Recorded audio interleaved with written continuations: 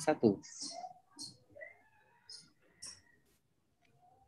Selamat siang menjelang sore Sobat PCID. Senang sekali saya, Ika Krismantari, pemimpin redaksi The Conversation Indonesia, bisa kembali hadir untuk memandu acara talk show yang diselenggarakan kali ini atas kerjasama The Conversation Indonesia dengan Sayogyo Institute dan didukung oleh Knowledge Sector Initiative atau KSI. Nah, tema talk show kali ini adalah cukup panas sih sebenarnya, tapi kita coba lihat nanti ya, yaitu Tanah untuk Siapa? Evaluasi keberhasilan program reforma agraria. Jadi selama 1,5 jam ke depan, kita akan berusaha mengevaluasi keberhasilan program reforma agraria Jokowi yang sudah dilaksanakan resminya tahun 2018 dengan adanya Perpres itu ya. Dan telah hadir bersama kita di sini 4 pembicara, yaitu pertama adalah peneliti Sayogyo Institute, Mbak Ganis Oktaviana. Halo Mbak Ganis. Iya, halo Mbak, thank you. Oke. Kemudian ada juga Deputi 2 Kantor Staf Presiden, Pak Abednego Tarigan. Selamat siang. Selamat siang Pak Abed. Senang sekali akhirnya bisa bergabung ya tadi ya.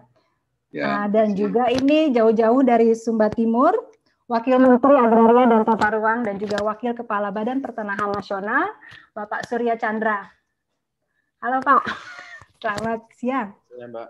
Iya, oke. Dan yang terakhir yang bergabung dari Jogja, Guru Besar UGM, Ibu Maria Sri Wulan Sumarjono. Selamat siang Bu. Siang. Senang banget itu lihat anggreknya warna ungu, cantik banget itu. Makasih.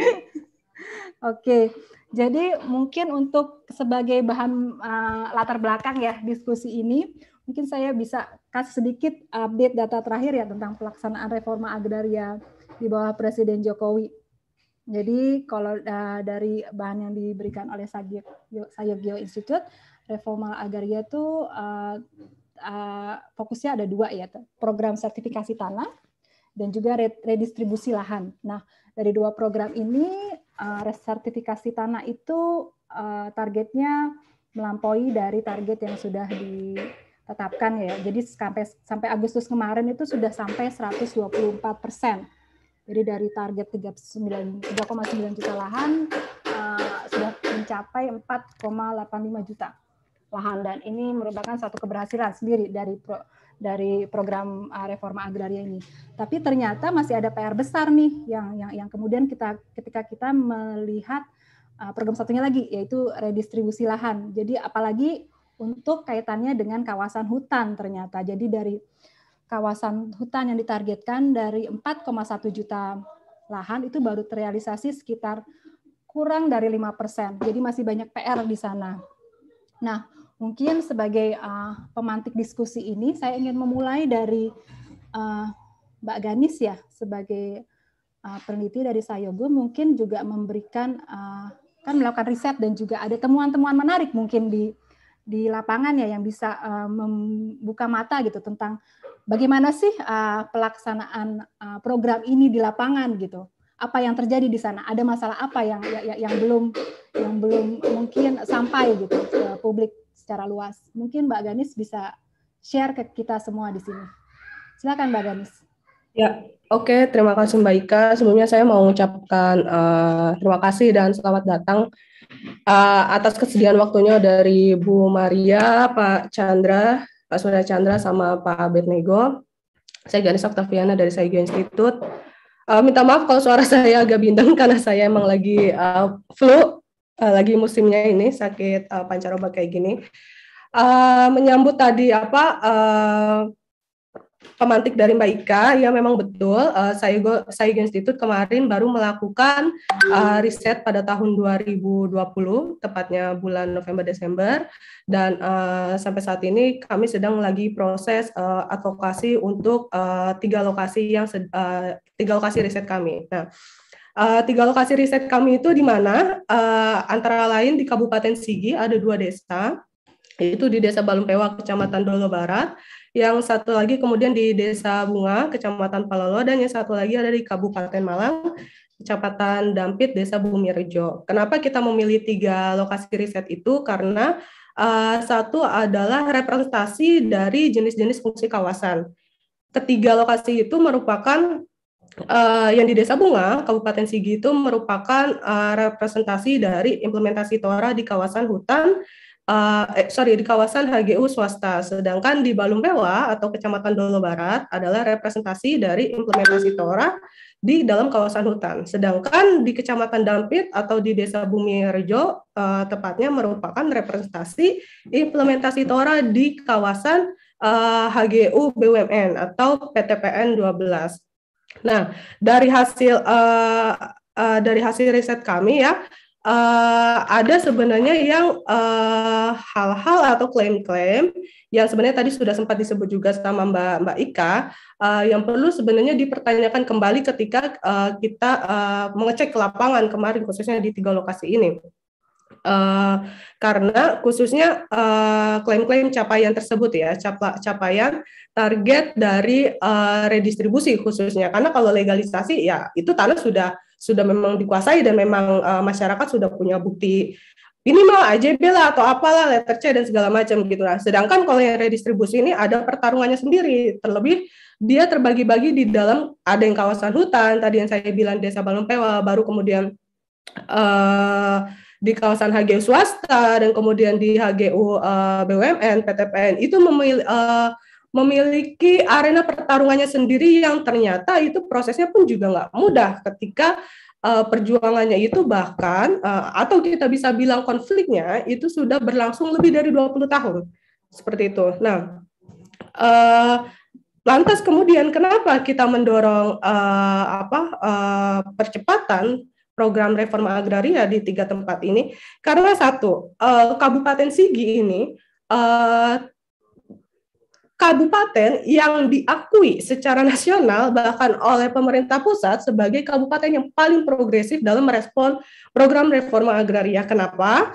Karena saat Bapak Presiden masih bicara soal program reforma agraria dalam nawacita, pada saat itu belum ada turunannya, justru Kabupaten Sigi melakukan tindakan yang lebih progresif seperti memasukkan program reforma agraria dalam RPJMD mereka dan menganggarkan dana-dana untuk pemetaan partisipatif hingga ke tingkat desa. Itu dilakukan hingga musyawarah di tingkat lapangan. Nah, sayangnya yang diulu-ulukan sebagai pilot project Kabupaten Sigi ini, entah mengapa prosesnya ketika itu diajukan ke kementerian, kalau dia memang HGU terlantar seperti itu, atau dia bekas HGU dan juga dia di dalam kawasan hutan, prosesnya mandek. Di lapangan secara programatik dia selesai, tapi ketika pengusulan dia mandek. Nah, sedangkan makanya kami sangat firm ya, maksudnya sangat ingin gitu. Ayo dong kalau emang ini mau jadi pilot project, ya udah benar-benar dijadikan contoh yang baik bahkan untuk proses kelancaran administrasinya di tingkat pusat. Itu satu hal. Dan kemudian yang di Bumirejo atau yang di lahan HGU itu, kenapa kita pengen mendampingi untuk proses percepatannya, karena satu, PTPN-nya sudah berakhir masa izinnya PTPN 12 ini, dan kemudian PTPN Kalibakar ini sebenarnya kan pertarungan sejarah ya, dia tuh konfliknya antar generasi tuh, dari bocah belum pernah lahir sampai sekarang udah dewasa gitu, itu konfliknya nggak kelar-kelar dari zaman kolonial, bolak-balik dirampas sama kolonial, terus direbut lagi, terus pakai momentum politik G30S tahun 60 direbut lagi, ya bolak-balik aja kayak gitu sampai sekarang, sampai akhirnya dinasionalisasi, jadinya PTPN, terus aja tuh masih bergulut untuk meminta hak-haknya dalam tanah di lahan HGU BUMN itu sih Mbak. Oke Mbak Ganis, kayaknya kita udah tangkep ya pesan utamanya ya, mungkin ya lebih karena ini ada masalah redistribusi lahan yang kayaknya terlunta-lunta yang belum juga selesai gitu. Nah mungkin saya bisa langsung beranjak ke Pak Surya ya. Kira-kira mungkin dari sisi pemerintah ada nggak sih, maksudnya mungkin bisa menjelaskan masalahnya itu ada di mana sih Pak sebenarnya gitu. Dan sejauh ini upaya-upaya apa saja yang sudah dilakukan oleh pemerintah gitu. Jadi bisa juga memberitahukan ke masyarakat lokal juga sebenarnya apa sih yang terjadi gitu. Silakan Pak Surya.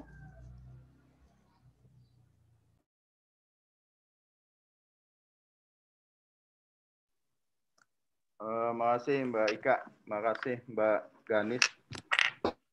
Kalau dari konteks dalam Tora untuk PKH, klaim dari LHK itu ada 2,7 juta hektar.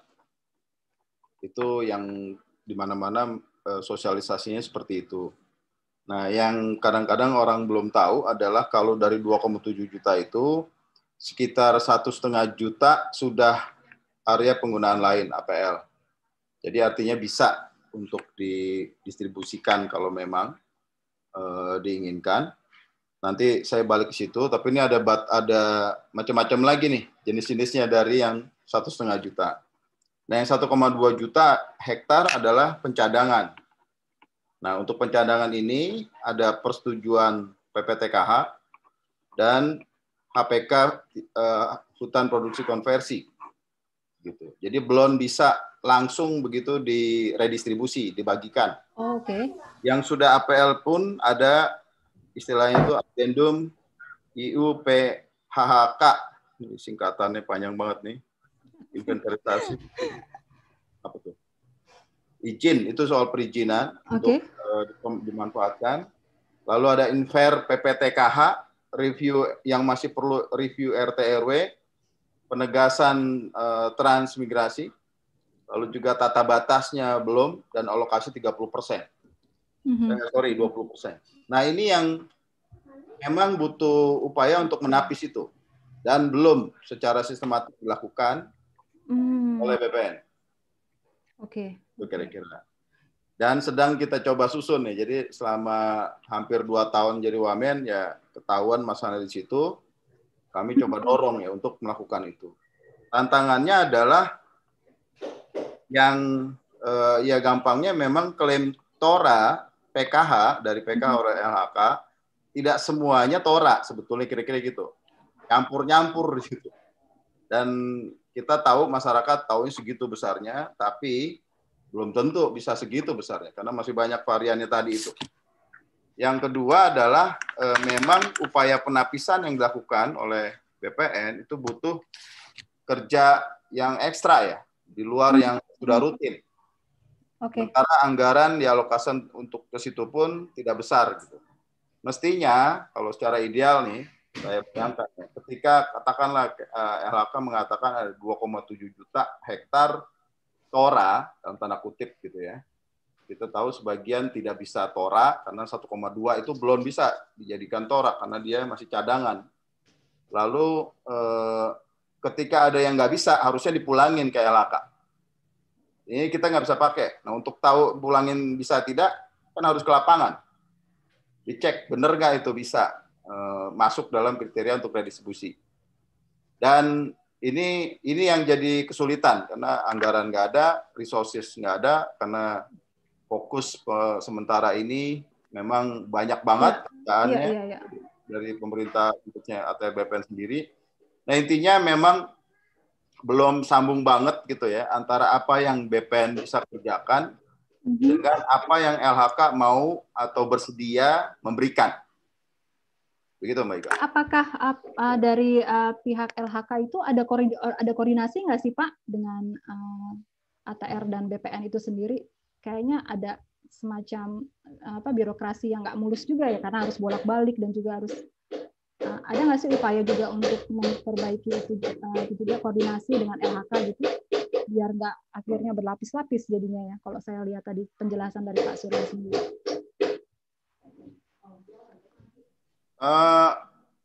Koordinasi ada ya. Masalahnya memang kami dari BPN tidak tahu proses bagaimana di LHK sampai mengabulkannya. Jadi kita sudah misalnya memfasilitasi Pemda untuk inventarisasi PPTKH di daerah ini karena sudah ada penguasaan segala macam. Tapi kan keputusannya di Menteri LHK. Iya benar. Nah itu yang akhirnya mandek gitu kan? Ya kan? Pengetahuan. Oke. Mungkin dari Mbak Ganis ada respon terkait ini ya? Iya, makasih Pak Chandra atas informasinya. Iya, dalam riset kami sebenarnya hal seperti itu muncul gitu. Cuma kemudian pada ini kan lebih kepada isu sektoralisme ya atau ego sektoral antar ini ya KLHK sama TRB. Yang kita bingung sebenarnya. Oke. Yang kami bingung sebenarnya begini, ini kan program nasional, sudah masuk program strategis yang diutamakan oleh negara Indonesia ya. Tapi kemudian kenapa dalam prakteknya selalu mengalami ego sektoral tuh nyampe aja gitu prakteknya di lapangan gitu. Kenapa harus seperti itu? Dan di lapangan juga jawabannya seperti yaitu mana saya tahu itu orang KLHK. Loh, ini kan pemerintahan, kenapa nggak saling tahu gitu? Emang nggak pernah saling ngobrol gitu? Maksudnya begini, ego sektoralisme itu apa ya? Sorry tuh itu kritik yang udah sangat usang banget kayak gitu. Masa nyampe tahun sekian gitu, Indonesia mau merdeka tahun berapa sih gitu? Sampai kita mau kritiknya ego sektoral mulu gitu. Kita kan yang para pegiat dan para agraria gitu kan bosen juga lah masa kritiknya ego sektoral mulu gitu. Coba dong. Oke, Mbak Ganis, thank you. Ya, point taken. Sip.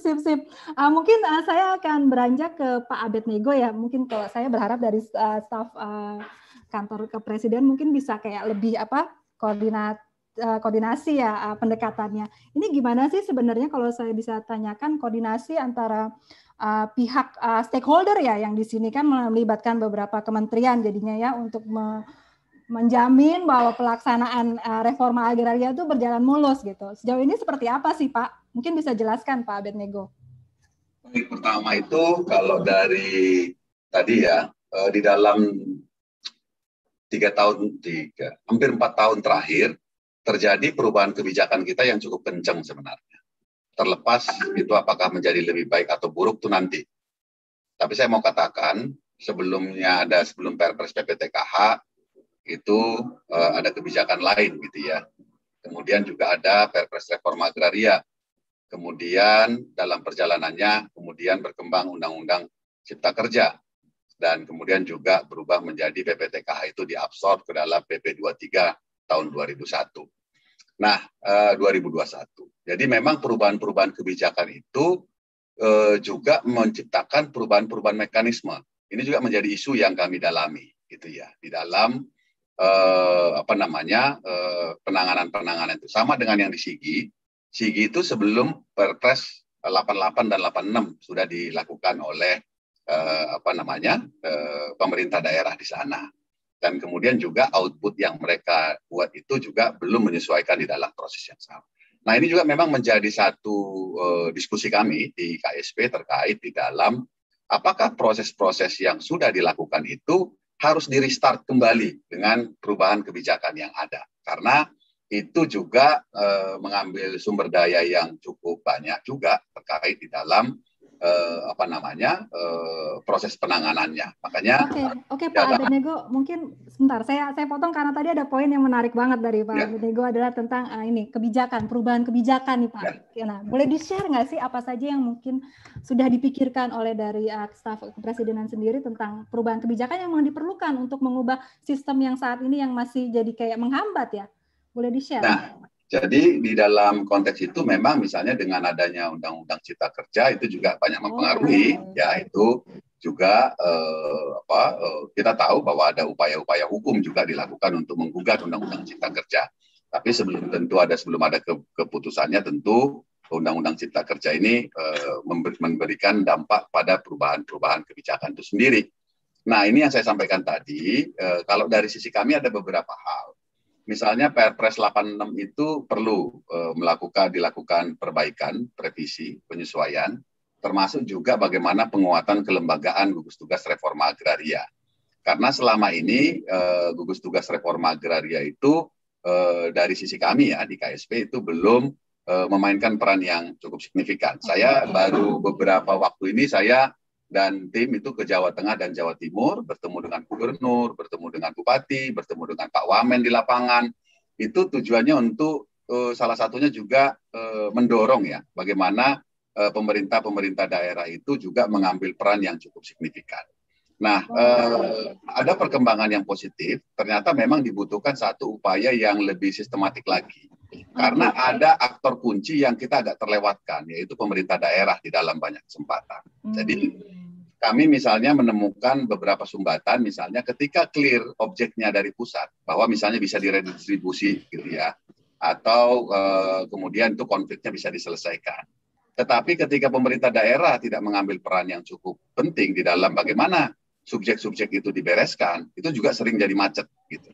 Nah, jadi saya Sumatera Utara itu bahkan belum kelar, padahal kita udah gambarnya dari BPN udah selesai, plottingnya sudah selesai, bahkan desain rumah bantuan dari PUPR juga udah selesai, tapi subjeknya itu belum diselesaikan oleh gubernur, padahal bupati sudah menyerahkan daftar yang sudah diverifikasi. Itu satu contoh-contoh bagaimana kadang-kadang situasi itu mengalami perlambatan kalau kita bicara di dalam penanganan konflik. Kemudian yang kedua, terkait dengan PTPN tadi ya, kami juga lagi mendalami terkait di dalam bagaimana menyelesaikan tanah-tanah PTPN. Kami sudah bertemu, dalam hal ini Pak Muldoko sudah bertemu dengan Kementerian Agraria, kemudian juga Kementerian BUMN.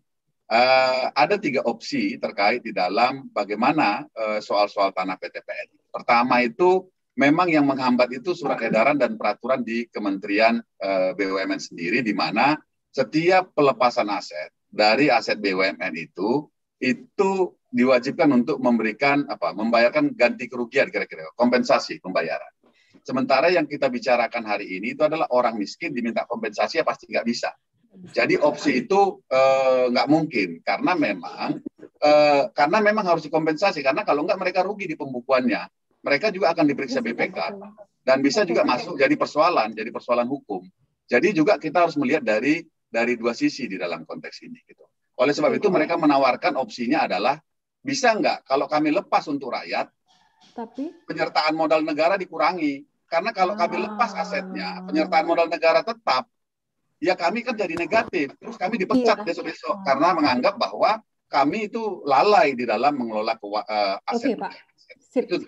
Kemudian yang ketiga, kalau dari ATR BPN itu menggunakan PP yang baru, yaitu bagaimana BPN itu mengambil peran untuk melakukan verifikasi dan kemudian juga menetapkan tanah terlantar. Untuk hal ini BUMN itu nggak mau atau nggak setuju karena ada situasi juga tidak seluruhnya aset BUMN itu terkelola dengan cukup baik, dan bahaya kalau dalam tanda petik itu ditetapkan oleh ATR itu menjadi tanah terlantar. Sebenarnya itu merupakan fase-fase mereka di dalam mengelola tanah-tanah itu, karena tidak semua itu akan dikelola dan lain sebagainya. Ini argumentasi yang ada, dan kami di KSP dengan lintas kementerian itu mencoba untuk menjembatani bagaimana rumusan-rumusan ini sehingga bisa nanti diputuskan gitu. Apakah dari 3 opsi itu apakah memungkinkan? Karena kalau opsinya bahwa strategi besarnya adalah mengurangi penyertaan modal negara, maka kami harus bicara juga dengan Kementerian Keuangan karena ini berkaitan dengan pencatatan keuangan negara. Ini realitasnya. Karena kalau dengan mudah kita lepaskan aset BUMN, saya nggak bilang orang di BUMN itu jahat ya. Besok-besok orang BUMN itu melepasin aset semua, tapi untuk orang-orangnya. Nah, ini kan dimensi itu juga harus dilihat ya. Jadi jangan melihat bahwa seolah-olah situasi lapangan itu begitu murni, begitu pure, bahwa enggak. Situasi lapangan itu sangat ramai. Jadi ini penting untuk kami sampaikan, dan ini memang sedang lagi ongoing di KSP untuk mendorong bagaimana tadi BUMN dan kemudian juga bagaimana di gugus tugas reforma agraria itu bisa lebih kuat lagi. Nah, kami juga sudah melakukan konsultasi dengan kementerian-kementerian terkait di dalam konteks bagaimana merespon kebutuhan atau tuntutan dari organisasi masyarakat sipil bahwa gugus tugas reforma agraria itu di bawah langsung oleh Presiden. Kami kemarin sudah bertemu juga dengan dari Kementerian Pan-RB, kemudian juga dari beberapa ahli untuk mendapat pandangan-pandangannya. Jadi kalau persoalan-persoalan yang ditemukan oleh Sayokyo Institute gitu ya, itu juga nggak usah riset baru, itu riset lama juga pasti udah banyak gitu. Jadi artinya temuan-temuan itu kami mengelola 1.191 kasus yang dengan database, dengan tipologi tersendiri dan semuanya itu lengkap, data-data pendukungnya. Jadi apa yang disampaikan teman-teman saya di Institute itu, to be honest gitu ya, itu bukan suatu hal yang baru untuk kami. Justru kami lagi butuh ini apa terobosan-terobosan yang perlu dilakukan di dalam melakukan di tengah situasi kebijakan dan praktek hubungan di dalam pemerintahan yang ada antara pusat daerah, antara kementerian dan lembaga. Mungkin itu. Makasih. Oke, Pak Abed, terima kasih sekali buat penjabaran yang sangat deskriptif dan sangat ini ya, panjang dan lumayan pelik ternyata ya masalah yang dihadapi ya. Tapi mungkin saya akan langsung beranjak ke Bu Maria ya. Tadi terkait usulan perubahan kebijakan yang tadi KSP kemudian sempat pikirkan adalah ada dua hal tadi yang saya catat adalah ini tentang perubahan peran gugus tugas ya itu dan juga peran Pemda di sini. Nah, apakah menurut Bu Maria, saya paham sekali Bu Maria mungkin sangat paham ya hukum-hukum agraria dan segala macam.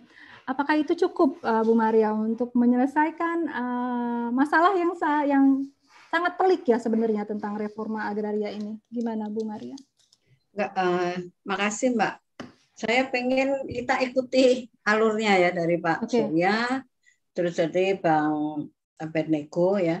Jadi jangan bolak-balik.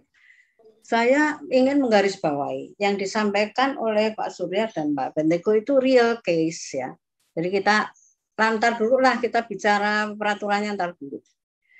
Jadi yang banyak terjadi dan mungkin ini bisa kalau ini berhasil kan jadi contoh untuk semuanya. Itu adalah kesulitan untuk meredistribusikan tanah-tanah ex HGU PTPN ya. Karena memang tidak semudah itu. Tanah itu kan diperolehnya benar. Karena apa? Kalau dilihat itu kan ya riwayatnya memang dari dulu itu ada apa ya? Dari awal ERPA sudah ribut, nah ini kan orang udah mati semua. Nah, sudah ada undang-undang nasionalisasi karena itu ERPA kemudian menjadi PTPN. Nah, sebelumnya kan pernah diredis itu. Tahun 45-49, tapi 49 direklaim lagi oleh Belanda kan waktu konferensi meja bundar, tapi kena Undang-Undang 58 kemudian jadi PTPN. Nah, yang kadang-kadang kita tuh lupa nganggap kalau itu punyanya PTPN sama kayak punyanya swasta ya, jadi gampang lah pokoknya kalau udah diduduki ya udah kelar selesai. Itu nggak begitu. Tadi Bang Niko udah sebutkan. Kalaupun punya kemauan untuk melepas ya, tapi kegambangannya itu ada. Yang teman-teman mesti ingat, itu tuh aset. Aset itu kekayaan negara. Itu kan dibukukan, ada neracanya. Turun aja ditanya kok direkturnya bisa dipecat tuh. Harusnya kamu dapat segini kok dapat segini. Kenapa? Itu aset. Jangan main-main. Kalau sampai dilepas begitu saja, itu lalu bisa kena korupsi. Kenapa? Merugikan negara. Bukan untuk memperkaya diri sendiri loh. Wong ini dikasih redis kok. Itu yang teman-teman kadang-kadang ya mesti kita sekarang sikonnya si BUMN itu gimana? Tadi Bang Niko bilang jangan kita anggap mereka itu jahat loh. Enggak ya. Itu PTPN 2 Bang Niko sama teman-teman sama Pak Surya. Itu zaman saya masih waka tahun 2002 tuh. Oleh ATR itu 5.000 sekian hektar tuh udah dinyatakan itu tanah negara tuh. Tapi kalau belum dilepas oleh Menteri BUMN, belum dihapus bukukan, masih di neraca, walaupun HGU-nya sudah habis, itu ya repot bagi PTPN. Nah ini kasus yang 12 ini, itu saya rasa begitu. Coba kita memang ada Mbak. Ini Bang Niko mestinya itu tambahan ya, tidak hanya ini mesti PMN ganti rugi, nggak bisa bla bla bla. Yang lebih mendasar lagi kalau saya lihat dari segi legal ya, Permen BU nomor 10 nih ya, nomor 2 tahun 2010 itu nggak gampang loh menghapus bukukan. Jadi mereka tuh pening sendiri. Menghapus bukukan tuh tidak semua alasan bisa. Ini masuk mana nih kalau udah diduduki? Tak pikir-pikir nggak masuk juga di situ tuh Bang. Kalau kita baca teliti ya, saya tidak berpihak, saya juris ya, seorang sarjana hukum yang netral. Ya. Itu alasan-alasannya itu dari semua hilang bla bla bla itu ada berdasarkan selalu peraturan perundang-undangan dan atau putusan pengadilan yang ingkrah itu dia oke. Dan aktiva tetap tidak lagi menjadi milik atau dikuasai BUMN. Nah ini tafsirannya bagaimana? Tidak jadi milik garing dikuasai oleh BUMN. Kalau secara fisik kan enggak dikuasai, kan udah diduduki oleh masyarakat nih. Tapi secara legalnya, kalau itu belum dihapus bukukan kan nggak bisa bilang nggak dikuasai dong. Nah ini aja, kalau dia masih pakai Permen BU yang 2010 itu yang nggak gampang-gampang. Ini pakai yang mana nih? Nah kalaupun itu bisa, itu juga nggak bisa. Oh itu udah diduduki besok pagi bisa. Entar dulu, direksi dulu. Ngajuin plus alasannya plus dokumen ke Dewan Direksi atau Dewan Pengawas 30 hari. Dewan Pengawas itu memutuskan oke, kalau itu ke Menteri harus ada RUPS. Ya. Nah, harus ada RUPS. Ya kalau RUPS boleh, lalu tadi ke Bang Niko, aturan mainnya di situ harus ada ganti rugi. Mana bisa dong? Ganti rugi ini kan untuk masyarakat. Nah, atau PEN. Oleh karena itu, mestinya ini ada satu upaya khusus. Mengamankan BUMN supaya dia tidak dianggap merugikan negara dengan ya potensi dianggap korupsi, tapi mengikuti semua prosedur sehingga itu bisa diatasi. Nah, itu yang baru dibicarakan oleh Bang Niko ya bersama-sama. Karena kalau ATR, oke lah kalau udah dihapus bukukan, itu jadi tanah negara, bisa dinyatakan sebagai tanah negara, baru boleh direstitusikan. Ya agak lumayan lah. Tapi yang mau melepasnya ini, saya kira kalau dia ganti rugi enggak, itu gimana caranya? Itu harus dibicarakan betul dengan Menteri Keuangan. Karena BUMN itu kan bawahnya kekayaan negara yang dipisahkan. Itu di bawah Menkeu semua. Kedirjenannya kan ada yang dipisahkan, tidak dipisahkan. Walaupun yang punya itu atas nama BUMN, tapi pengelolanya itu kan Ibu Sri. Nah ini mesti dibicarakan benar nih. Jadi kalau menurut Bu Maria sendiri, kira-kira kalau dari sudut pandang legal ya, produk hukum apa sih yang bisa kemudian menyelesaikan masalah ini gitu loh, biar paling enggak kalau mau cepet Bang, itu mesti ada satu keputusan bersama.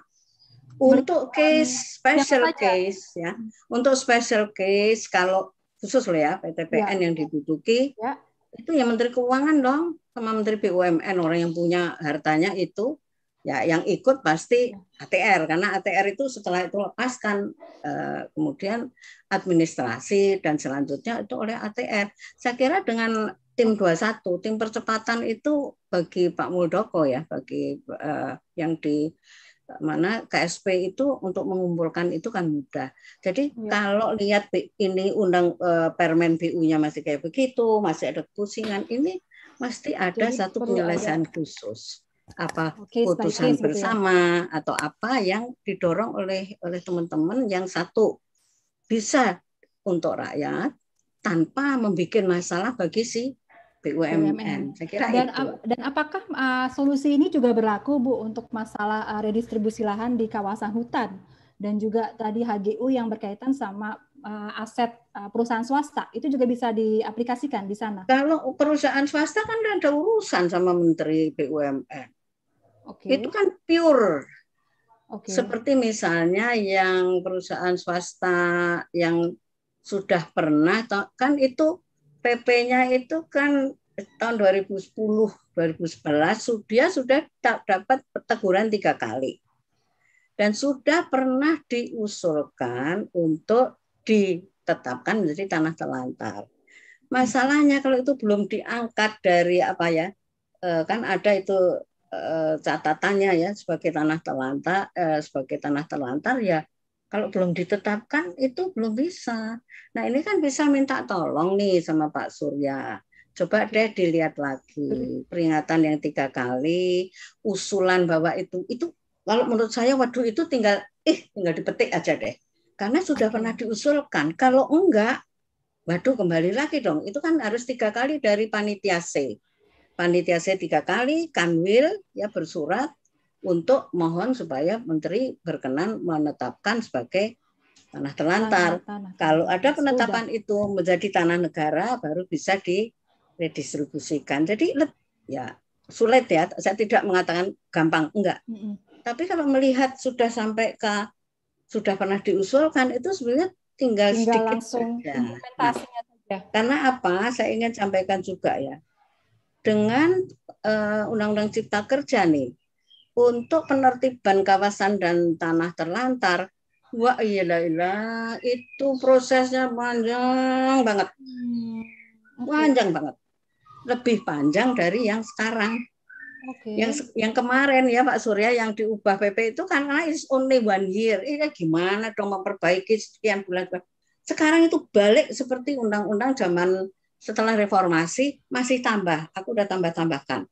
Jadi kalau nanti pakai tanah terlantar yang setelah Undang-Undang Cipta Kerja, itu prosesnya menjadi lebih panjang. Juga saya ingin sampaikan juga ya sama teman-teman ya, untuk yang akan datang nih, makanya Pak Surya ini harus ada harus ada line ya, garis batas yang sekarang udah diperjuangkan nih, itu harus benar-benar dipegang. Why so?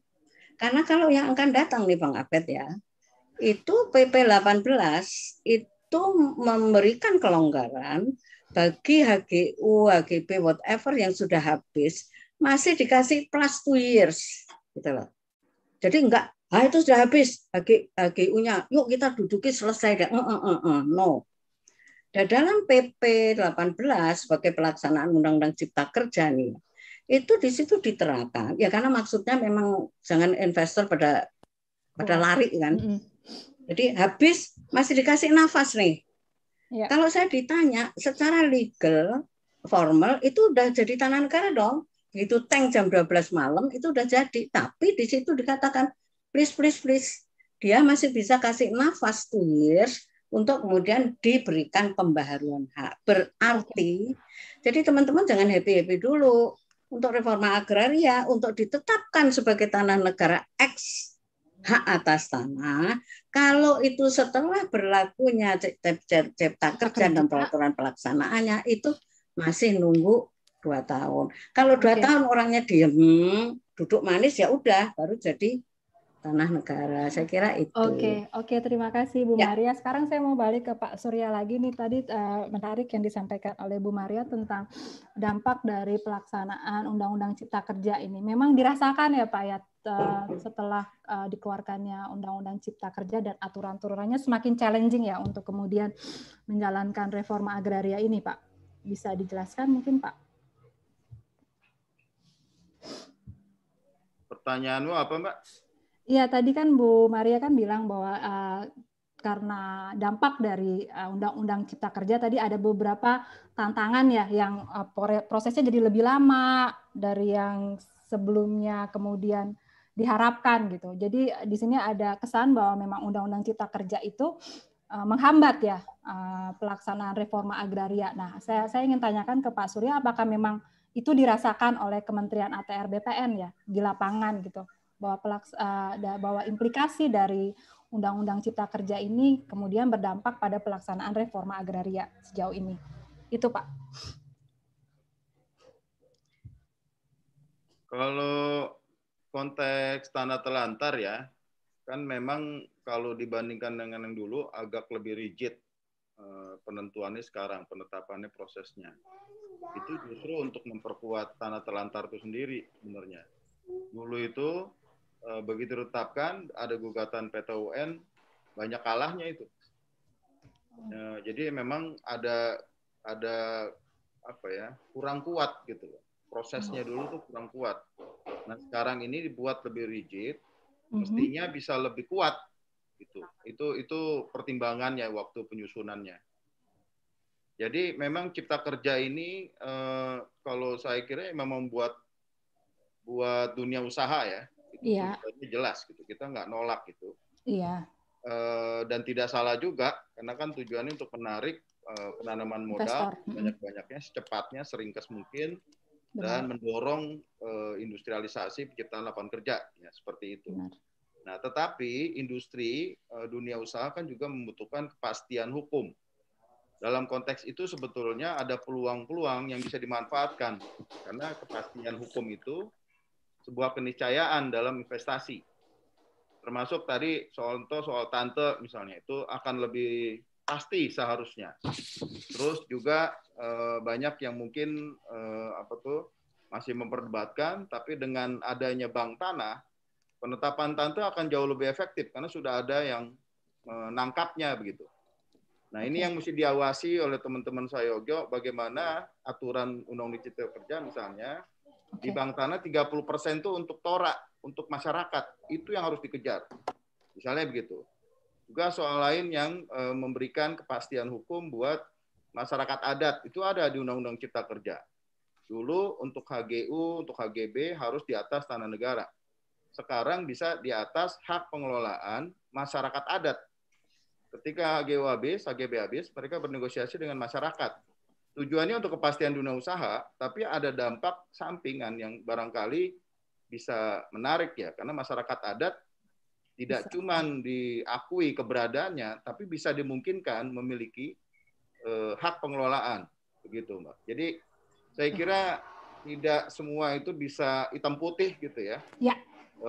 Harus ada nuansa-nuansa yang kita coba bermain, memanfaatkan di situ, cari ruang-ruang seperti Ibu Maria tadi. Saya kira pendekatan yang simpatik seperti itu dibutuhkan. Kalau masalah sih banyak deh. Saya benar kata Abed. Kita nggak kaget tuh ceritanya Sayogyo. Itu yang kita rasakan berdua dari dulu nih kerja bareng sama Abed Nego. Ya ampun, kenapa begitu ya? Dan cuman kan nggak cukup cuman mengeluh. Isinya bagaimana? Kita nih sekarang sedang mendata alokasi 20%. Ini bekerja sama dengan belum disebut nggak ya? Nanti deh dengan KPK nih. Saya lagi mencoba berkomunikasi dengan KPK karena KPK mau ada tata batas hutan. Dia ingin lebih pasti tata batas hutan, tapi prinsipnya KPK itu hutan itu adalah yang diakui oleh masyarakat dan tidak ada hak-hak yang lain. Jadi sebenarnya dibersihkan dulu, baru ditetapkan hutan. Kalau kayak sekarang kan kerja kita itu ya lebih dulu tanah itu sudah jadi hutan, lalu diizinkan buat transmigrasi, dikasih sertifikat, dihutankan lagi. Iya. Sekarang kita cuma penegasan hak mereka aja gitu loh. Makanya masyarakat barangkali jadi merasa nggak puas ya, karena kok jadi kayak begini aja, mana rebisnya, mana yang mengatasi ketimpangan dan sebagainya. Saya setuju itu, dan justru itu yang sedang kita semua bekerja semampunya, karena arahan Presiden rasanya clear ya soal itu, termasuk yang BUMN, Bu Maria. Ya, oke. Terima kasih Pak Surya buat penjelasannya. Tadi kayaknya poin yang menarik adalah gimana memang kita menyadari ini masalah kayaknya nggak selesai-selesai, tapi mungkin dibutuhkan pendekatan yang kolaboratif ya mungkin ya dari semua stakeholder ya, tidak hanya pemerintah tapi juga akademisi dan juga civil society di sini. Tadi yang menarik tuh mungkin undangan dari Pak Surya terkait peran Sayogyo Institute ya untuk kemudian mengawal juga proses ini. Gimana Mbak Ganis? Ada respon mungkin? Makasih, beberapa informasinya itu memperkaya juga sebenarnya. Secara nggak langsung mengupdate apa sih yang sebenarnya lagi dikerjain sama pemerintah ya, kayak gitu. Terkait Sayogyo sendiri sebenarnya ini pun juga proses itu ya, bagaimana Sayogyo Institute berkomitmen di dalam memperjuangkan reforma agraria khususnya dan spesifiknya di 3 lokasi itu. Memang apa yang kita sampaikan ini memang terjadi di mana-mana dan sebenarnya itu representasi dari situasi saat ini kayak gitu. Ya nggak usah kaget juga emang situasinya kayak gini. Wajar kalau itu tidak ada keterkagetan karena itu udah jadi common sense dan common knowledge gitu soal urusan reforma agraria kayak gini, dan itu panjang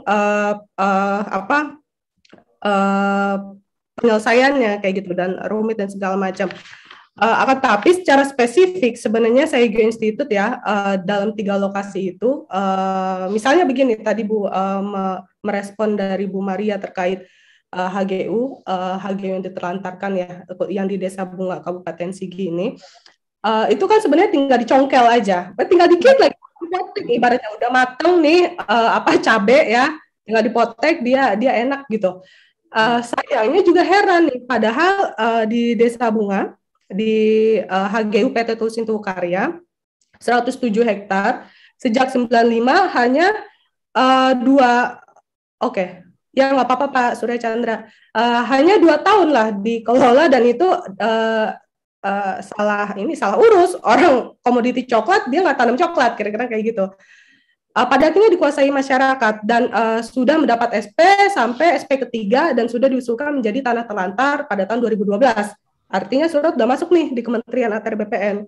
Sayangnya, sebelum nyampe sayangnya, saya mau lanjut lagi. Tahun 2017-2018 yang HGU di Tulsin Tuhukarya di Sabunga ini pun juga dimasukkan dalam daftar usulan Tora se-Kabupaten Sigi. Ceritanya kayak gitu. Dia menjadi salah satu spotnya. 2017 dan 2018 sudah diterima juga Kementerian KLHK dan Kementerian ATR dokumen tersebut. Sampai sekarang surat usulan tanah terlantar tersebut kok yang nggak dapat balasan gitu. Ibarat surat cinta kok nggak dibalas-balas, kan galau gitu ya. Oke Mbak Ganis, mungkin mau bertani nih, tapi ini masih statusnya lahan HGU orang lain, tak gue diusir dan segala macam gitu. Oke Mbak Ganis, mungkin sebelum Pak Surya pamit ini ya, kita pengen dengar satu komentar gitu dari mungkin boleh Pak Surya mau menimpali dari tadi penyampaian Mbak Ganis, atau mungkin ada pesan yang ingin disampaikan ya sebelum pamit karena harus ketemu dengan yang lainnya juga. Silakan Pak. Saya waktu jadi Wamen itu nggak nyampe sebulan saya main tuh ke Sayogyo, ketemu dengan Pak Gunawan Wiradi, mbahnya reforma agraria yang saya kira semua teman-teman tahu. Dan salah satu yang saya kira warisan Pak Gunawan itu kan pentingnya reforma agraria, saya yakin ya dari situ. Ini saya bukan aktivis agraria, jadi baru belajar tentang gini-ginian ya dari Pak Gunawan itu. Jadi soal komitmen, soal niat saya kira clear ya. Dan kalau saya baca risalah-risalah rapat dari Presiden Jokowi terkait isu-isu seperti ini, penyelesaian konflik agraria, reforma agraria, segala macam, itu clear kok. Memang butuh harus ada yang semangat gitu. Niatnya harus kuat.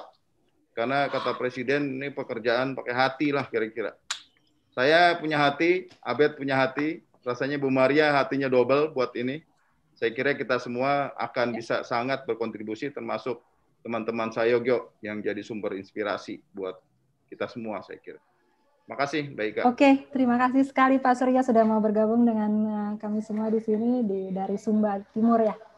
Oke, kalau kayak gitu kita lanjutkan saja diskusinya. Tadi yang menarik yang disampaikan oleh Mbak Ganis tadi ya, apalagi masalah tadi yang tinggal dipetik aja sedikit ya tadi terkait dengan HGU yang X dari perusahaan swasta ya tadi ya? Mbak, itu belum bekas, masih tahun 2033, tapi sudah dapat dan sudah Nah itu kira-kira kalau dari perspektifnya Pak Abednego itu kira-kira ada nggak sih cara yang kemudian bisa lebih mendorong gitu supaya cepat selesai gitu kasus itu?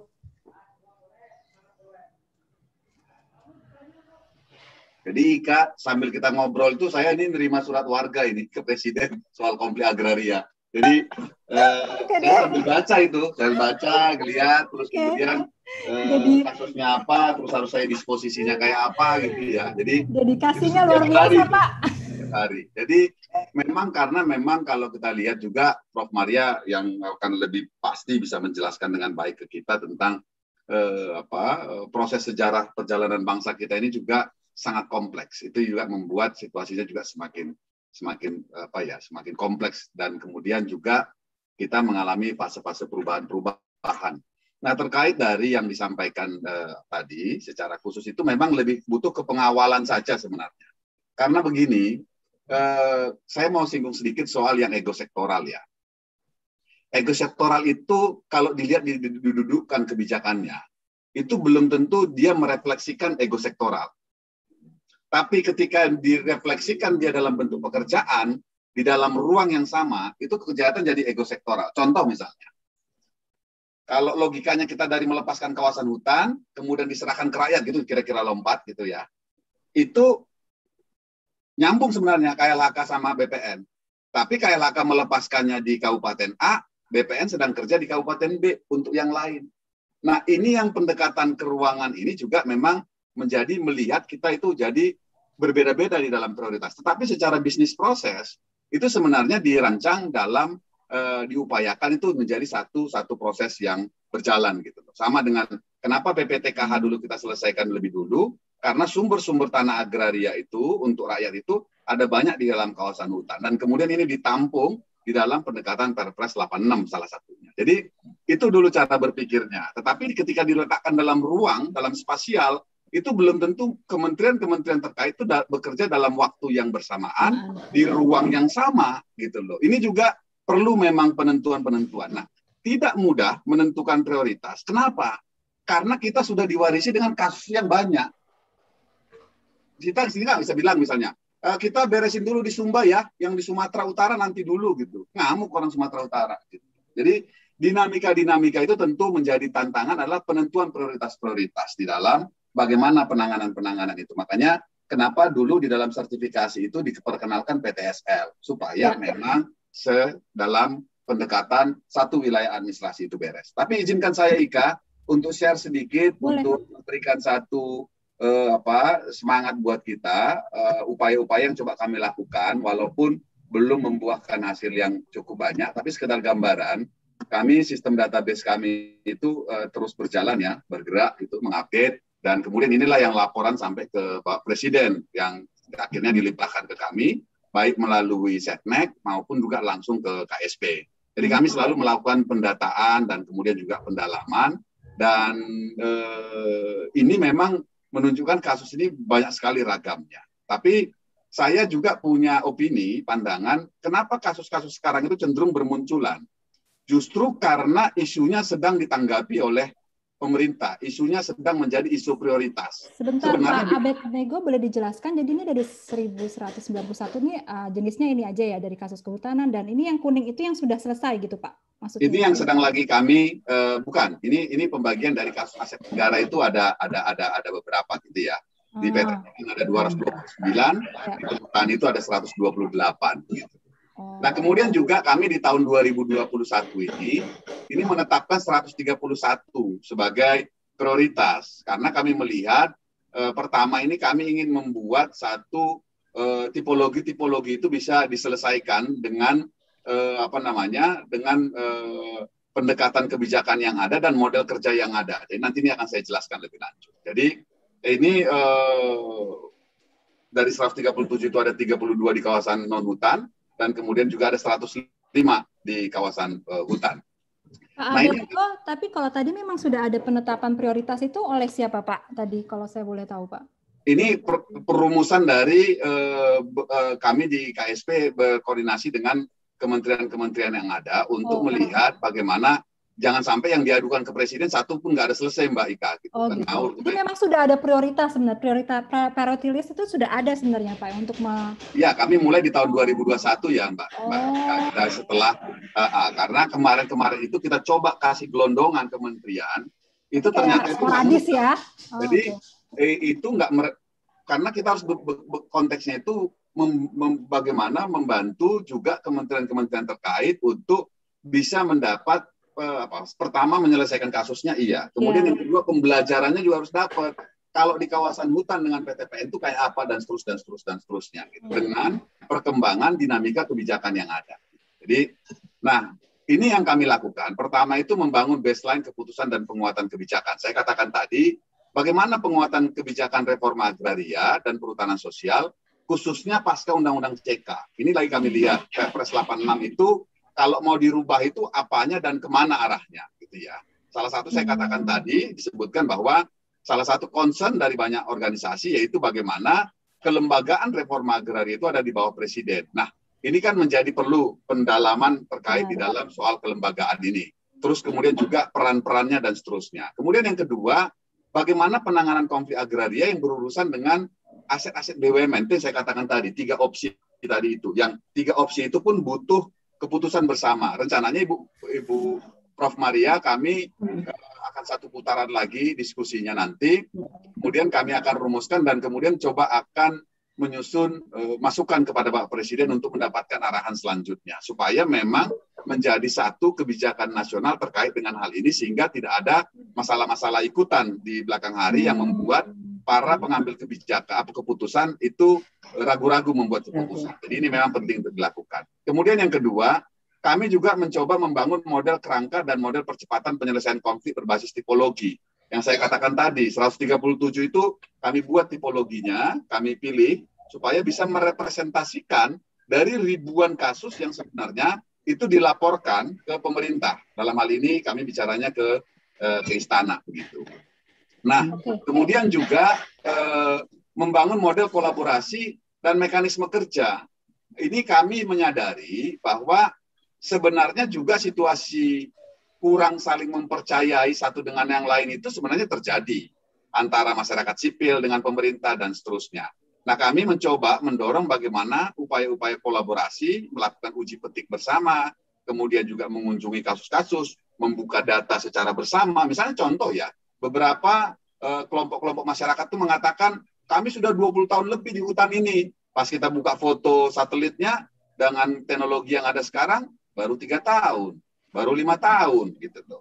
Nah, hal-hal seperti ini memang menjadi sesuatu yang ruang kolaborasi, yang poinnya itu bukan hanya semata-mata untuk siapa menang-menangan, tetapi bagaimana kita bisa melihat kondisi faktual lapangan, dan kemudian juga kita bisa membuat keputusan-keputusan yang tepat di dalam penanganan itu. Ini memang yang sedang kami gerakkan. Misalnya contoh, juga kami kemarin kalau mungkin membaca, ada surat Menteri Dalam Negeri ke para kepala daerah untuk bisa mengambil peran aktif di dalam penyelesaian konflik agraria. Kami yang memang mengusulkan surat itu kepada Pak Mendagri, dalam ini kami ini Pak Muldoko, mengirimkan surat ke Pak Mendagri agar Menteri Dalam Negeri mendorong pemerintah-pemerintah daerah mengambil peran aktif di dalam penyelesaian konflik-konflik agraria. Nah ini, dan ini contoh yang kami lakukan, Pak Usep dengan Bupati Banyuwangi, saya dengan Gubernur Jawa Tengah, untuk mendorong bagaimana para kepala daerah ini punya kepentingan yang besar di dalam penyelesaian konflik yang ada, sehingga juga bisa mendorong kepastian hak di sana, dan sekaligus juga untuk peningkatan kesejahteraan di tingkat masyarakat. Misalnya kami ke lapangan, bagaimana melihat juga situasi-situasi yang ada, dan nanti rencananya dalam waktu dekat ini akan ada diterbitkan sekitar 3.849 sertifikat dari penyelesaian konflik ya. Jadi tadi mungkin cerita dari sains mungkin sesuatu yang belum berhasil, bukan berarti gagal gitu ya, belum berhasil, tapi juga sisi lain juga ada yang dalam waktu 6 bulan ini itu bisa kita dorong upaya-upaya percepatan. Nah, ini kerja kolaborasi sebenarnya dilakukan di beberapa lokasi, dan memang tantangan pada akhirnya itu juga akan berkaitan selain kebijakan-kebijakan yang masih punya gangguan perspektif begitu, tetapi ada isu teknis lain yang juga kami akan mendalami lebih lanjut, yaitu berkaitan dengan bagaimana keberpihakan anggaran di dalam kementerian terkait dengan konflik agraria. Jadi ini kami juga menemukan. Iya. Tadi Pak Surya Chandra juga sempat anggaran itu belum mencukupi dengan cukup baik. Sementara tuntutan harus menyelesaikan itu juga cukup tinggi. Jadi ini memang menjadi isu-isu yang kami dalami gitu ya, terkait di dalam penanganan yang ada. Satu sedikit pertanyaan tadi, apakah Undang-Undang Cipta Kerja itu malah menghambat atau tidak? Saya mau menjawab pertama itu dari konteks soal kawasan hutan. Undang-Undang Cipta Kerja itu membuka peluang penyelesaian di Jawa, Bali, Kalimantan Selatan, kemudian juga Lampung, yang selama ini tidak bisa diselesaikan, tidak terbuka peluang penyelesaiannya karena ketentuan wajib 30% kawasan hutan di dalam satu provinsi atau satu pulau. Tapi Undang-Undang Cipta Kerja ini membuka peluang bahwa ini ada sampai kepada perhitungan yang tingkat yang lebih mikro lagi. Sehingga di Jawa nanti ini sangat berpeluang. Ini foto yang di bawah ini saya juga kaget ditemuin oleh anak-anak. Mereka ini yang rumahnya sudah lama, bahkan sudah beranak cucu dan tinggal di kawasan perhutani gitu ya. Dan ini nggak masuk akal gitu loh. Sebenarnya masih dalam kawasan hutan. Jadi kita di KSP mendorong dengan Undang-Undang Cipta Kerja dan PP serta permen yang ada di bawahnya, agar desa-desa yang ada di dalam kawasan hutan di Jawa, Bali, Lampung, Kalimantan Selatan, khususnya yang selama ini terganjal karena kawasan hutannya kurang dari 30%, itu bisa dieksekusi, Pak Ina. Jadi ini yang sedang lagi kita proses juga, dan kami juga masih akan memantau sejauh mana kesiapan dari Kementerian KLHK untuk melakukan upaya-upaya penata batasan terkait dengan kawasan-kawasan hutan di wilayah-wilayah tadi. Mungkin itu, Mbak Ina, terima kasih. Iya Pak, terima kasih sekali buat penjabarannya yang sangat deskriptif sekali ya terkait dengan rencana-rencana yang dilakukan KSP ya untuk kemudian mendobrak mandeknya ya reforma agraria ya sejauh ini, apalagi terkait redistribusi lahan gitu. Mungkin saya langsung ke Profesor Maria. Bu Maria, gimana nih melihat rencana-rencana dan pencapaian-pencapaian dilakukan oleh KSP sejauh ini, memang akankah ada memang harapan ya untuk kemudian nge-push reforma agraria untuk bisa berhasil gitu? Ya, saya ada dua hal ya. Pertama saya ke Mbak Ganis dulu. Mbak itu yang sudah pernah mendapat peringatan dan sudah diusulkan, itu mesti dikejar benar. Saya ada beberapa hal nih ya. Satu, memang ada kekhawatiran ketika memakai PP yang lama, itu ibaratnya 10 penetapan tanah terlantar, di PT UN kan itu 9 itu kalah semua. Entah karena bidai berangkat, kami kan nggak menerima peringatannya. Nah itu bisa dipermasalahkan di sana. Terus ditanya, lah nggak ditanya itu badan hukumnya di mana, sekarang itu udah nggak ada lagi. Sampai diracak ke Kemenkumham.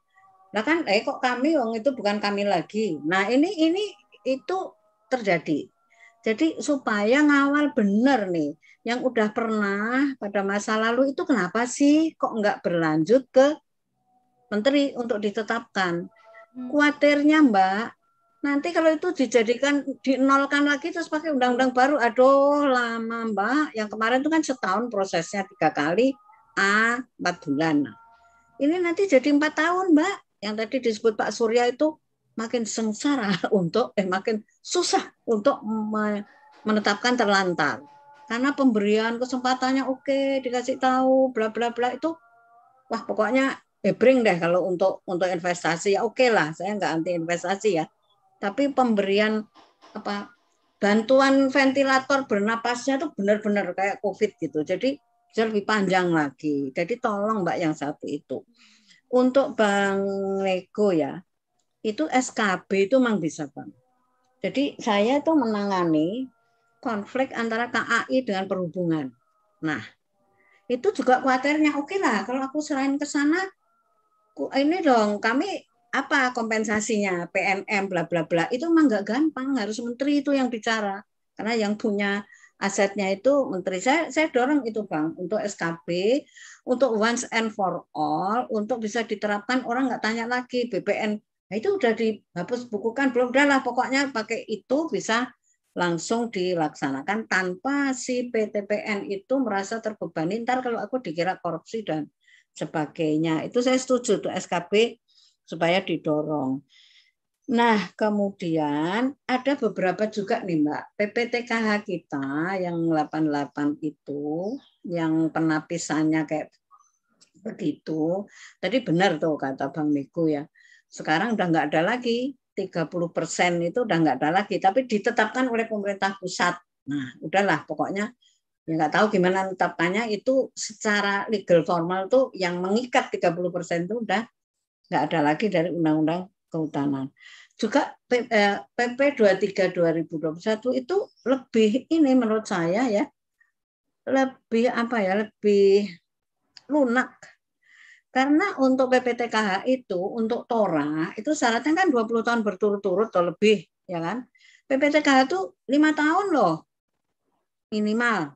Tadi kan Bang Neko, di drone kok baru 3 tahun situ tanamannya aja baru kayak begitu. Nah itu kalau pakai PPTKH 20 tahun Bang, lama amat.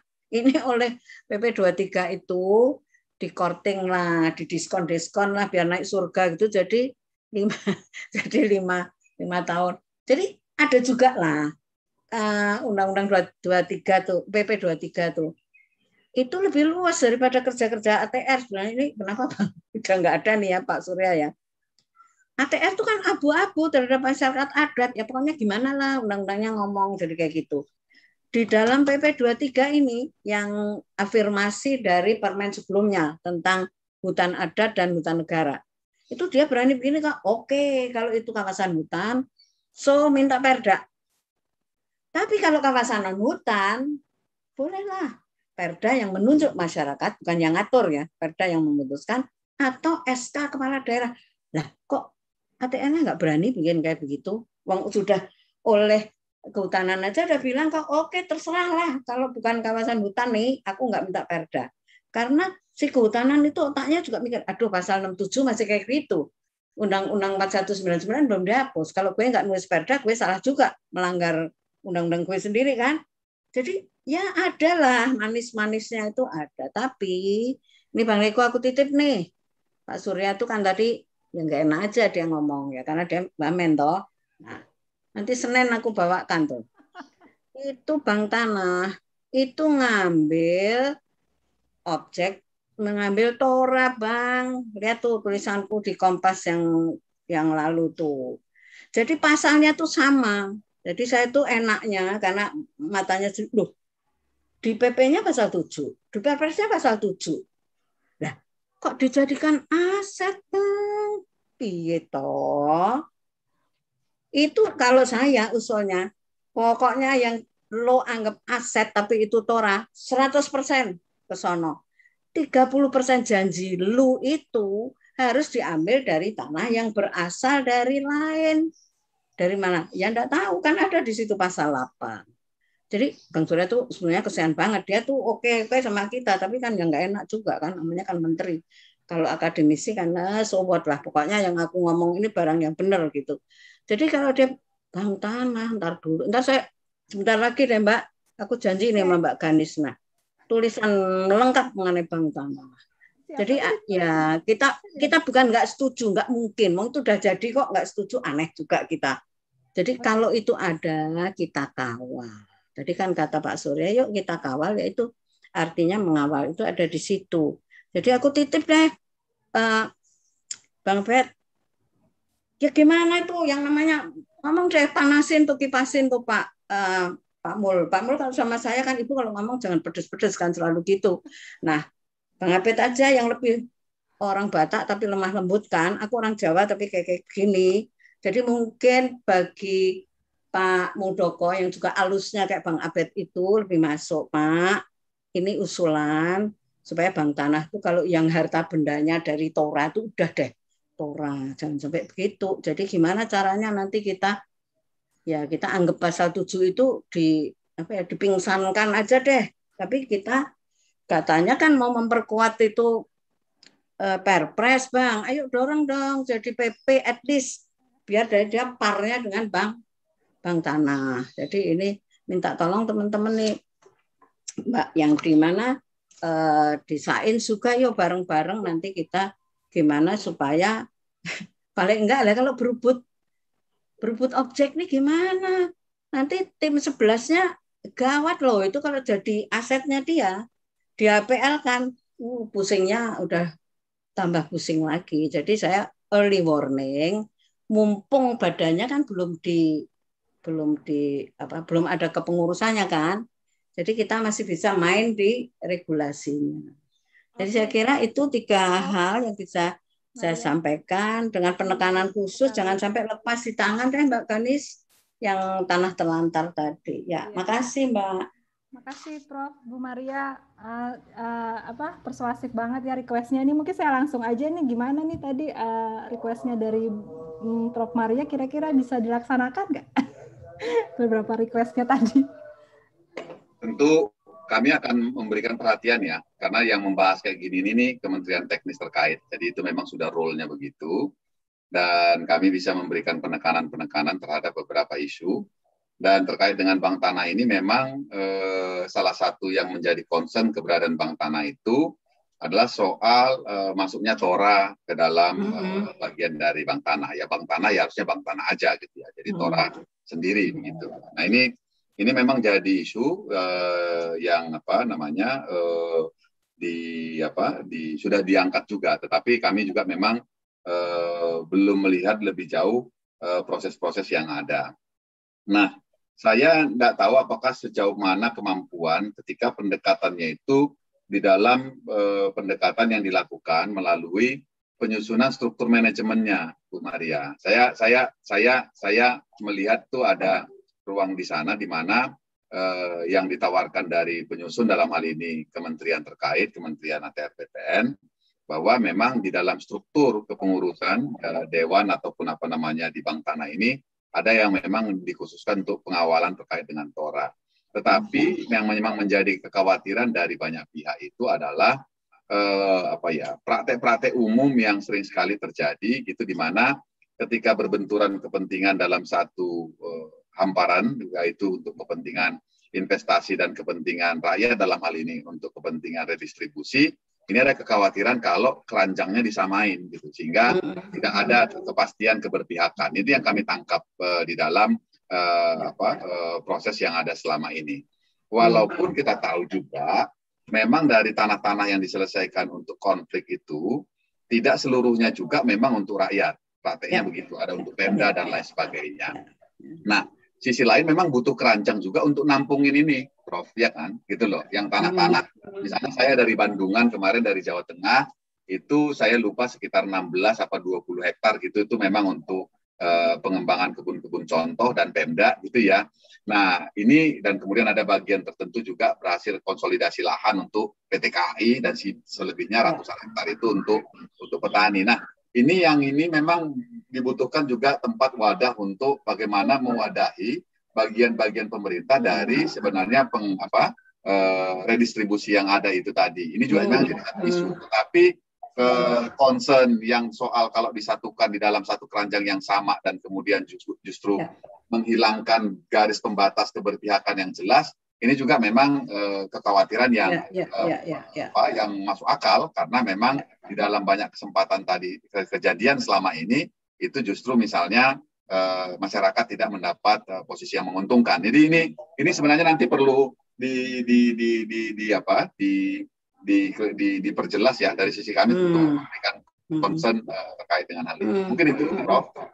Ya, boleh nyambung Bang Abed ya, Bang.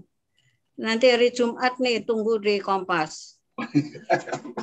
Itu yang your concern itu, concernku melebihi itu sih. Okay. Harapan saya sebelum Perpres tentang strukturnya ini keluar, itu jadi pertimbangan, Bang.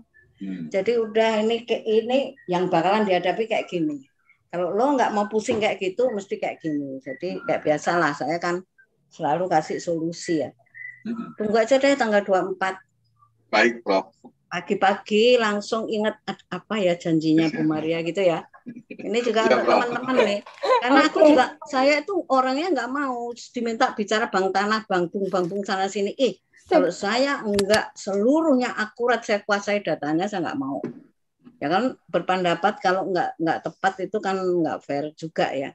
Jadi setuju tuh Bang, nanti yang penting itu selalu saya, kalau itu yang punya TORA ya kasih aja deh sama TORA.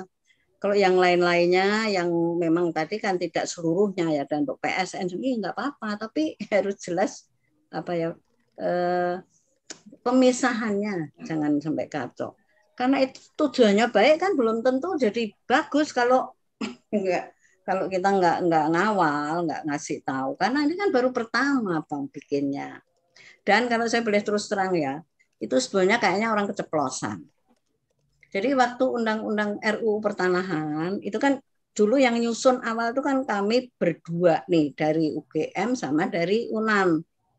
Kurnia kan dia S2 S3-nya sama Ibu. Jadi itu kan seinduk sepemikiran lah. Nah di situ kemudian dulunya nggak ada tuh yang namanya Bank Tanah itu.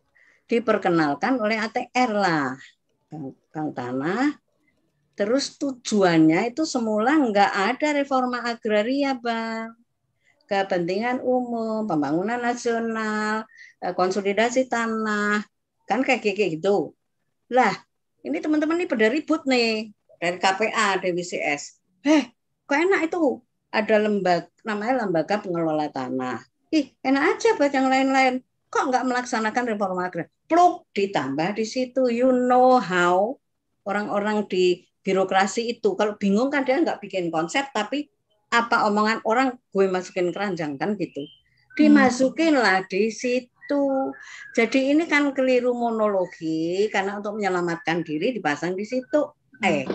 UUCK tempel di situ. Biar kelihatan lebih hebring lagi, ditambah 30%. Nah, kita dari mana lo tanah?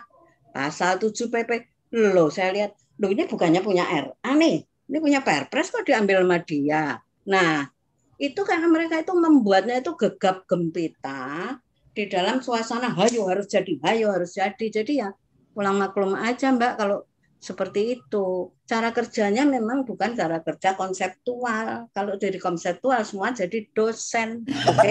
Nah, ya begitulah. Kalau Bang Nego ini separuh-separuh nih. Ikut yang mana yo? Ayo Bang Nego saya jadi ikutan manggilnya. Bang Abed atau Bang Nego? Nego kayaknya kok ini Nego terus. Bang Abed Nego udah. Pokoknya jadi gini ya teman-teman ya, pulang maklum deh. Itu barang sebetulnya keceplosan. Saya masih ada tulisan-tulisanku yang kayak gitu, sejarah yang namanya Cipta Kerja kan ada. Jadi ketidaksengajaan hanya untuk supaya nggak dimarah-marahin sama teman-teman CSO, pasang aja. Padahal nggak klop. Bang Niko kan bilang, lah Bang Tanah ya Bang Tanah aja. Wong itu paradigmanya berbeda kok, masuk keranjang yang sama kan nggak pas ya kan. Jadi sekarang kita bagaimana kita memaksimalkan keterlanjuran itu menjadi kembali lurus gitulah ya. Sip, noted. Makasih. Bergizi sekali ya tadi ya penjelasan dari Prof. Mungkin waktunya tinggal 10 menit lagi ya sebelum diskusi ini berakhir, tapi sebelumnya mungkin masing-masing narasumber di sini bisa menyampaikan ya kayak apa final statement gitu ya. Dan saya akan mulai dari Mbak Ganis dulu mungkin tadi terkait apa tadi ya kayak reminder ya dari Profesor Maria tadi tentang beberapa hal yang harus dilakukan untuk kemudian mengawal ya istilahnya reforma agraria ini supaya bisa terus jalan ya. Mungkin bisa direspon Mbak Ganis dan mungkin ada hal-hal yang ingin disampaikan gitu. Ya oke Mbak Ika. Aku khawatir ini malah memperpanjang, mudah-mudahan enggak ya. Iya, bisa biar soalnya masih ada Pak Abed dan juga Profesor Maria, jadi bisa. Lagi seru nih ya. Jadi ini terima kasih banyak Bu Maria atas supportnya. Saya juga benar-benar pengen ngawal secara serius di 3 lokasi ini. Secara nggak langsung tadi terjawab nih buat penyelesaian konflik khususnya di BUMN PTPN 12 ada prosesnya tersendiri ternyata dan ada timnya. Itu mungkin kita akan mengawal juga bagaimana prosesnya ke sana. Kemudian yang di Desa Bunga sebenarnya kami nih ya pengen tahu nih secara konkret itu sebenarnya dari KSP Pak Abed dan Pak Surya, cuma sayangnya udah keluar. Apa sih sebenarnya yang bisa didorong atau dibantu secara konkret nih dari KSP sama Pak Surya terkait kasus yang Desa Bunga ini, karena tadi saya udah jelaskan kronologi kasusnya dan di mana mandeknya seperti itu. Kenapa saya minta janji konkret ya? Karena ini udah diusulkan segala macam ya, itu tadi tinggal potek gitu. Beda kasusnya dengan yang Bumi Rejo sama Balempewa karena dia ada tim tersendiri dan tipologi penyelesaian konflik yang agak berbeda gitu dan mungkin masih agak panjang kayak gitu.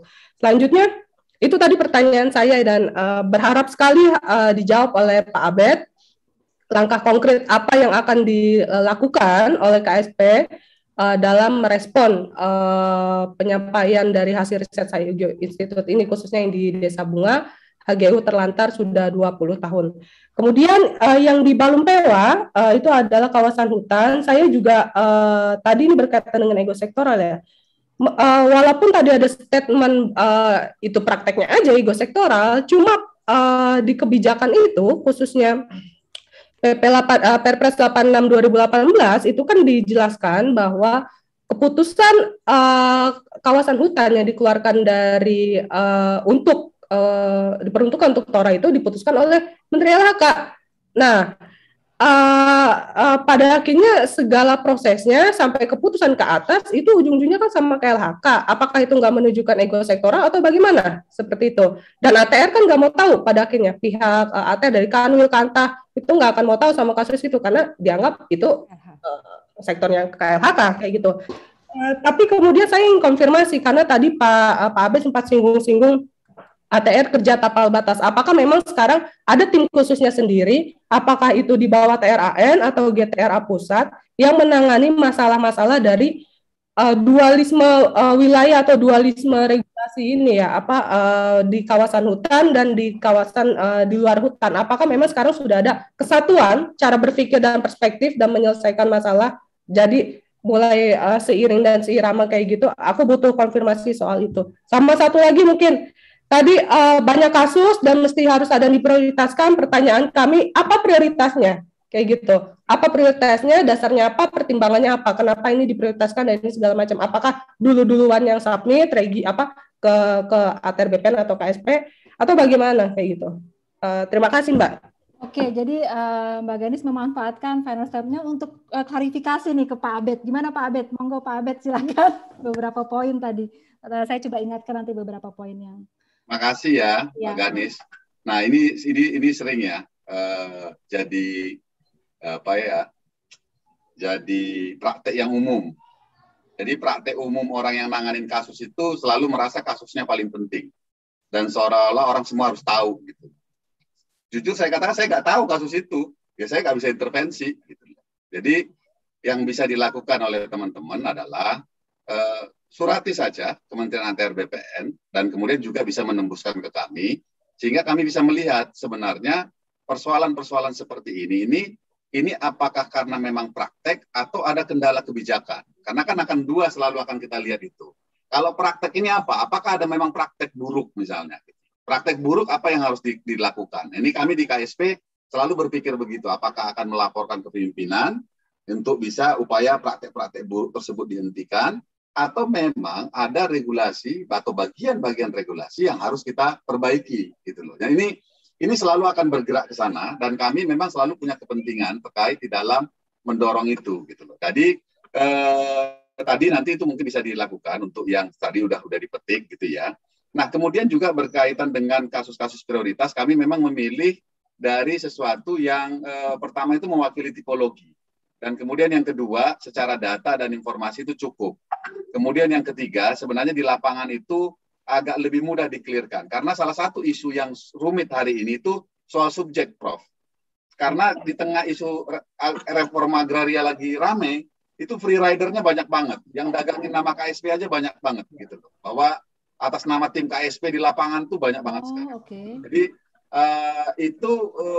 itu juga memang menjadi tantangan. Makanya kami berkepentingan dengan organisasi masyarakat sipil. Salah satunya itu untuk bagaimana membantu melakukan penataan, konsolidasi terkait dengan subjek, gitu ya. Karena kalau objeknya itu nggak berubah ya, di situ-situ aja itu. Kita bisa pakai foto udara, foto satelit dan lain sebagainya. Tetapi subjek ini sangat bisa dinamis sesuai dengan dinamika di tingkat lokal. Oleh sebab itu Pemda itu punya kepentingan kita untuk bekerja sama. Makanya saya menyampaikan ke teman-teman, misalnya ke organisasi-organisasi masyarakat sipil, tolong juga komunikasi dengan pemerintah daerah itu menjadi sangat strategik, menjadi sangat penting hari ini. Seperti pengalaman saya sampaikan, ketika nanti sudah beres pun, kalau bupati atau kepala daerahnya nggak mau menyiapkan PPL, panitia persiapan dan reform, yang nggak jadi-jadi juga. Oke.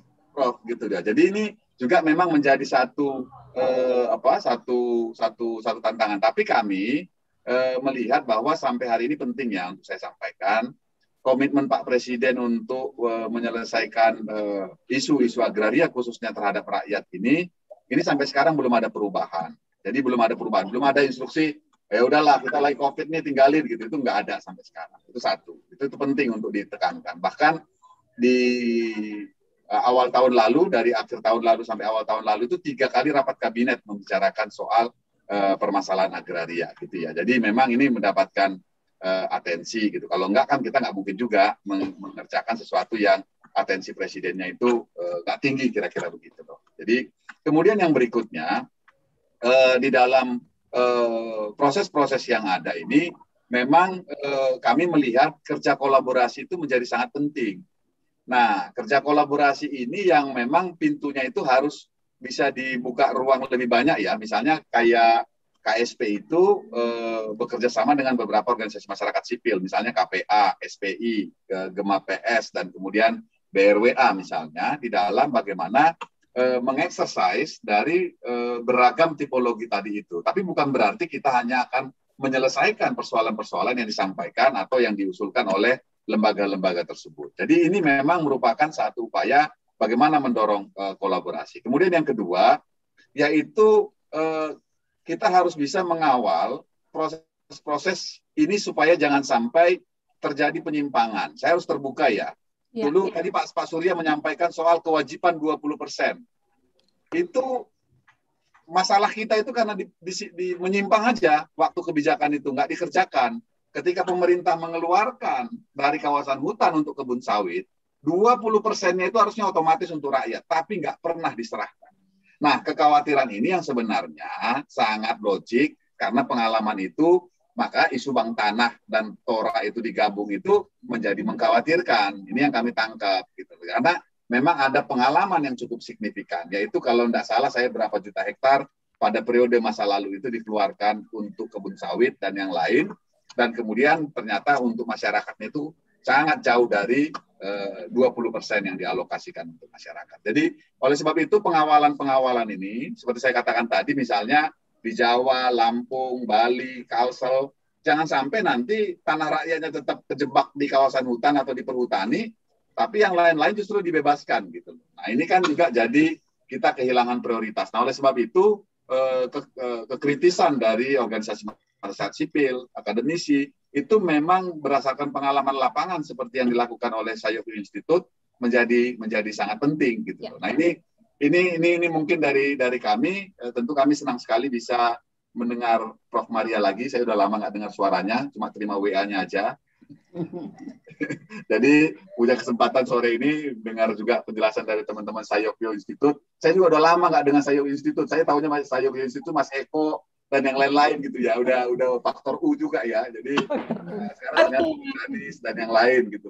Jadi terima kasih. Itu Mbak Ika. Oke, terima kasih sekali Pak Abednego. Tadi disuruh kirim surat itu Mbak Ganis katanya salah satunya. Dan thank you banget buat last statement-nya ya. Mungkin saya sebagai penutup, mungkin Prof. Maria, Bu Maria bisa sampaikan ya beberapa hal gitu sebelum kita diskusi sore ini. Terima kasih Mbak Ika. Saya jadi ingat ya, tadi saya mau bicarakan itu tapi terlewat. Dari reminder dari Bang Abednego ya. Yang penting sekali itu ada cut off date dari subjek calon penerima ya. Itu kalau enggak molor terus itu nanti bisa aku kok enggak kebagian. Wah, itu nanti setelah itu bisa jadi ribut, jadi konflik horizontal antar mereka. Jadi kan mesti ada sekarang aturan mainnya, jangan orang ini kami dulu nenek moyang, enggak, kriterianya untuk jadi subjeknya di atas XHGU PTPN itu kriterianya apa.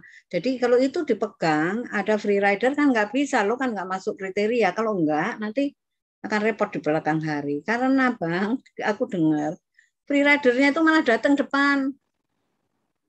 Baru dengar mau dilepaskan, sudah ada nama-nama. Nah, harusnya kan begitu dilepaskan 0 tanah negara, baru nanti ini sudah ada yang aku kan itu di lapangan terjadi juga, merupakan suatu hambatan. Jadi yang kedua ya kan kalau dari perguruan tinggi itu kan mengawal ya. Jadi apapun itu Sayofio teman dari manapun juga kalau memang membutuhkan insight ya dari konsep, dari regulasi itu saya siap, karena banyak juga teman-teman yang nggak begitu nganggap bahwa regulasi itu penting gitu loh. Regulasi itu menghambat doang. Nah, kalau menghambat pun kan kita harus cari jalan keluar supaya nggak menghambat. Jadi jangan terus buang regulasinya. Nah, itu yang teman-teman kebanyakan kurang nih ya. Itu aspek sosialnya, yahut banget. Tapi kalau sana itu ada sarjana hukumnya enggak Bu. Nah, itu saya kira insight regulasi itu juga penting supaya kalau kita ada masalah itu kita atasi bersama. Saya kira itu. Terima kasih Bang Nego udah ketemu ya. Jadi ntar hari Jumat ketemu lagi di apa ya? Di apa Bu? Ya, di media cetak. Nah, di media cetak ya. Oke. Mbak Danis, makasih Mbak Ika, makasih. Terima kasih sekali Bu Maria buat penutupnya. Ya, mungkin untuk menutup diskusi sore yang sangat hangat ini, saya bisa katakan bahwa sebenarnya komitmen untuk menyelesaikan reforma agraria itu masih kuat ya. Saya bisa menangkap gitu, baik dari pemerintah yang juga dari kerja-kerja yang tadi dipaparkan oleh Pak Menteri, emang ada usaha gitu untuk menyelesaikan, ada komitmen di sana. Dan saya tadi mencatat bahwa kolaborasi itu memang dibutuhkan ya, sehingga pemerintah di sini tidak kemudian bekerja sendiri dan tidak ada yang mengawasi gitu. Ada juga dari masyarakat sipil, organisasi masyarakat sipil seperti Sayogyo Institute di sini ya tentunya. Dan kemudian juga tadi Profesor Maria juga membuka juga kolaborasi dan memberikan insight tentang mungkin perspektif dari segi hukum yang juga tidak bisa ditinggalkan. Jadi saya berharap sih terlepas dari peliknya reforma agraria di Indonesia, kita masih bisa ada harapan di sana. Mungkin itu saja penutup dari saya sore hari ini. Terima kasih sekali lagi buat kehadiran para narasumber di sini. Oke, terima kasih. Sampai jumpa. Sampai jumpa. Terima kasih Mbak Ika. Terima kasih.